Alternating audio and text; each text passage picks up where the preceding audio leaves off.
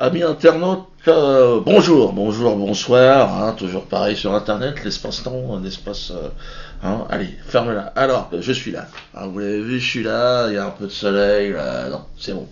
Non, ça, malgré une volonté farouche, hein, j'ai un vent contraire extrêmement fort. Au niveau de la haine, là j'ai une haine force 6-7 sur l'échelle de Forisson, comme on dit. La tournée se passe super bien. Génial. Ben regardez.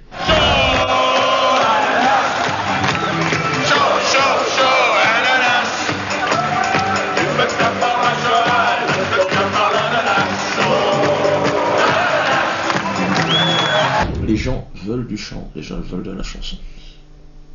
Ils veulent danser les gens. Et là maintenant, à partir de maintenant, je vais faire danser les gens. En fin de spectacle, c'est un spectacle sur la danse, donc nous allons danser. Après le foxtrot, nous allons danser le zouk. Je propose un zouk, une version un petit peu, on va dire, je vous laisse la surprise. Sauf à Nice. Alors à Nice, problème électrique. Il y aurait une souris qui a rongé des câbles, un problème de masse, mais bon. Alors j'ai la coproductrice qui gueule, là, qui essaye de m'appeler d'ailleurs, et elle gueule parce qu'elle dit qu'il y aurait eu des pressions du maire. Estrosi s'appelle. Mais quand on appelle le bureau du maire, non. Il dit non, pourquoi? Non, j'aime bien les donner. Bon, tout le public niçois, rendez-vous à Toulon. Hein, c'est la veille ou le lendemain, je sais plus quoi. Donc tout le monde, rendez-vous on va leur glisser une quenelle de 174. Hein, rendez-vous tous à Toulon. Il y a de la place. Hein. Donc vous êtes obligé de vous faire rembourser vos billets, hein, et d'en reprendre d'autres. Je suis désolé, hein, mais c'est comme ça.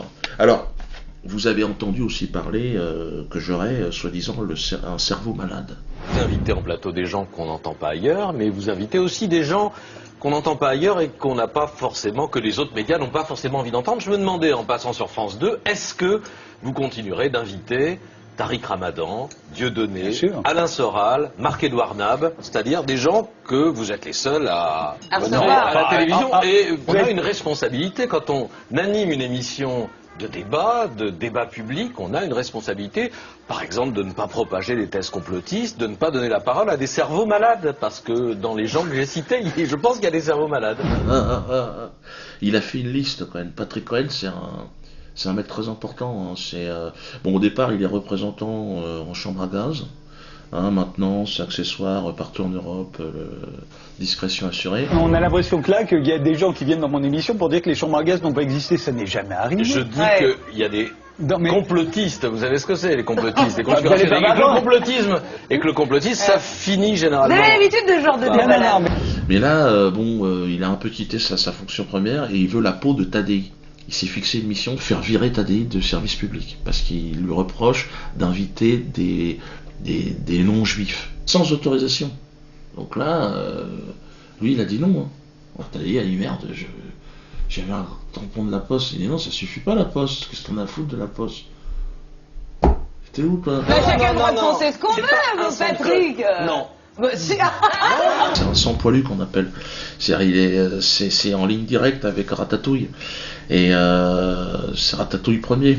Et l'autre bouffeur de camembert, bouffeur de clacos, là, il a envie, il a dit qu'il fallait m'éliminer que j'étais un personnage extrêmement marginal.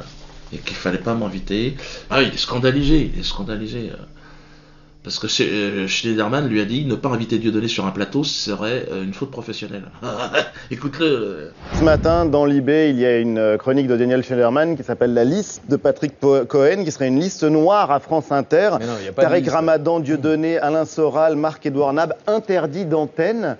Mais non, mais il n'y a pas de liste, parce que ces gens-là, je n'y pense même pas. Enfin, moi, dans ce métier, on entend beaucoup de choses, hein, mais penser qu'un jour, on pourrait écrire que ne pas inviter Dieudonné sur un média grand public, c'est une faute professionnelle. Une faute professionnelle, c'est ce que dit Daniel Schneiderman. C'est hallucinant. Mais on débat de quoi avec Dieudonné? On fait un débat sur quoi? Est-ce que les chambres à gaz ont existé? Est-ce qu'il y a un complot sioniste juif qui dirige le monde? Et on met un rescapé d'Auschwitz en face et puis on fait un débat avec Dieudonné? Enfin, mais de quoi on parle? Alors, il voulait me foutre face à un déporté. Je veux pas, moi, ça va pas ou quoi? Je vois pas ce que je pourrais dire à un déporté, moi. Si, il peut peut-être me donner des tuyaux pour passer à la télé. Non, c'est vrai, ou gratter une subvention, peut-être il a des conseils. C'est bizarre d'ailleurs de la part de Schneiderman qui m'était rentré dans la gueule, l'autre. Je comprends pas pourquoi aujourd'hui il change. Là, il veut m'inviter, l'autre. Alors, ce postulat de dérapage, clairement posé par Maya, et l'absence de Dieudonné en plateau pour s'en expliquer, ont choqué un téléspectateur internaute, noir lui-même, dit-il, heurté que vous, comme les autres médias, ayez choisi de boycotter le principal intéressé, ainsi éviter une discussion et en fait botter en touche sur des sujets qui fâchent. Alors que, rappelle-t-il, le principe de votre émission est de prendre de la distance par rapport à l'info et de ne pas aboyer avec les loups, c'est sa formule, je la lui laisse. Alors vous lui avez répondu directement sur le forum, vivement même, qu'à votre avis, il est plutôt de salubrité publique d'oublier Dieudonné, à qui, selon vous, les médias accordent trop de place. Et on vous a d'ailleurs fait remarquer après que c'était pas à Ressurimage de déterminer ce qui relève de la salubrité publique et que cette expression relève plutôt dénote un esprit de supériorité. Moi, je suis vraiment dérangé aujourd'hui, je suis vraiment gêné parce qu'on est arrivé à un moment, là, il y a, j'ai toute la fine équipe au cul. Hein. Parce que Patrick Cohen, il a rappliqué tout l'état-major. Donc j'ai même la vieille, la vieille, Anne Sinclair. Elle est pas contente. Elle me crache à la gueule. J'ai tout. Hanouna, je le connaissais pas, l'autre. Je sais pas s'il vend des moquettes ou je sais pas ce qu'il fait, lui. Ou des jeans. Et il dit il veut la mort de Tadei, lui aussi. Ce soir ou jamais, ils disent juste jamais. Arrêtez, et puis c'est pas non, mais vrai, juste, je voudrais juste vous dire quelque chose. Parce qu'on a laissé cette émission le temps de s'installer. Ça fait 5 ans qu'elle existe, les gars. Arrêtez de me dire qu'elle a marché. Mais arrêtez. Comment il peut fidéliser? Pour éclairer un petit peu le téléspectateur, ça n'a jamais marché sur France 3. Arrêtez de me dire que ça a marché. Ça faisait au mieux 7% de part de marché. Mais vous pouvez pas laisser une émission intelligente une fois dans le PAF. Non, et en plus... Mais 7%, c'est une catastrophe. Cyril, arrêtez, c'est une catastrophe. Ça n'a jamais marché, oui. Et il y a Patrick Timsit, il m'avait comparé à Hitler. Vous serez, si vous allez voir le spectacle de Dieudonné, entre Alain Soral et Forisson. Donc vous serez dans la ligne. Donc renseignez-vous. Moi je suis inculte, mais regardez votre culte. Non mais googlisez, vous verrez. Et là c'est justement Dieudonné était formidablement drôle. Dieudonné a tué un comique qui est Dieudonné pour être aujourd'hui le Dieudonné qui malheureusement, même s'il est drôle sur scène... Aujourd'hui il est drôle. Oui, il est drôle, mais sauf que... Ces blagues n'ont rien à voir avec ses ambitions négationnistes. Ses positions racistes et politiques. Oui. Oui, mais alors à ce moment-là, je reprends la phrase, il faut reconnaître le talent de peintre d'Hitler ou pas?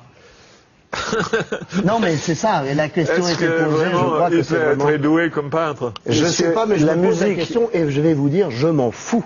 Un Timsit, il m'a étonné. Hein. Ouais, il est allé loin. Moi, en tant qu'humoriste, je me fixe des limites, merde. Ah, franchement, je pense qu'il peut concourir cette année pour les Tunnels d'Or. Hein. Franchement, vous avez vu ce qu'il a fait? Regardez ce qu'il fait, regardez ce qu'il a parlé. Il a parlé d'Hitler. Dépasser les limites, c'est toujours un vrai danger dans votre discipline. Je trouve d'ailleurs, il y en a un qui a franchi la limite depuis longtemps, c'est Dieudonné. Vous en savez quelque chose, puisqu'il y avait eu cette petite réponse, Patrick Timsit. En 2011, vous l'aviez comparé à Hitler au cours d'une interview. Il a réglé ses comptes avec vous l'avez vu ça? Non, la semaine dernière. À Hitler dans un spectacle, en fait. Hitler était un génie. Devant 2000 personnes. Hitler était un génie. C'est un génie.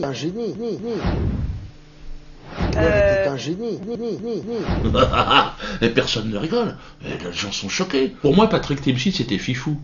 Tu sais, c'est l'humoriste ringard, très laborieux, tu vois. Te fous pas de ma gueule! Toi, te fous pas de ma gueule! Ça fait 5 ans que tu me prends pour un con! Tes blagues, c'est de la merde, moins que de la merde! Dis-moi le contraire! Oh, c'est pas vrai, je suis marrant. Mais là, Fifou, il m'a étonné. Hein. Ah, il m'a étonné. Là, Fifou, pour moi, on n'est pas loin de la quenelle. Hein. Ah, il m'a fait peur. Il m'a fait peur pour sa carrière, il m'a fait peur pour sa famille. Hein. Je me suis dit, où tu vas, où tu te lances? Pourtant, quand tu vois, dans l'humour, j'étais réputé pour avoir quelqu'un qui était quand même un peu... Ben là, depuis que j'ai entendu Fifou... Hitler a du génie, écoutez. C'est un génie. Hitler a du génie. À la télévision. J'étais sûr qu'il allait plus avoir de boulot, le mec, qu'il allait être censuré un peu partout. Non, il est partout. Je pensais qu'il allait être arrêté. Je m'attendais à voir même le GIGN arriver, sur scène, sur le plateau. Je dis, mais qu'est-ce qu'il fout? Et puis non, il travaille, il bosse, parce qu'il a un génie, quelque part. Et depuis, je me suis dit, mais si Patrick nous dit, Hitler a du génie, pourquoi? Je me suis intéressé à la politique du national-socialisme. J'ai regardé, je me suis dit, je vais regarder. Hitler était un génie. Un génie. Hitler était un génie. On est en période de crise, plus personne n'a à bouffer, c'est la merde, on est au bord de la 3e guerre mondiale. Donc je me suis dit, peut-être, et c'est vrai qu'il y a des... Et c'est vrai, Patrick a raison, t'as un doute. Mais moi, j'irai pas jusque-là. Défendre Hitler, comme il l'a fait. Fifou, là...